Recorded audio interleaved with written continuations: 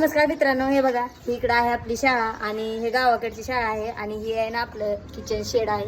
इथं लिहिलंय हे बघा किचन शेड म्हणजे लेकरांना 7वी पर्यंत सरकारी योजना असते त्यांना शाळेतूनच भात भेटतो. तर आम्ही दवाखान्यात आलतो तर हे बघा इकडे आपल्याला भात दिसतोय का. हे बघा भात बनवलेला एवढा सगळ्या शाळेतल्या मुलांसाठी भात बनवलेला आहे.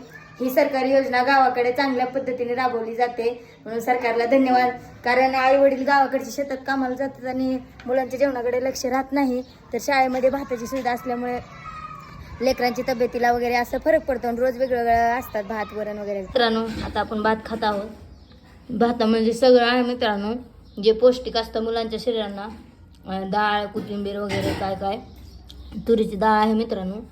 व्यवस्थित त्या काकींनी भात बनवलेला आहे बघा.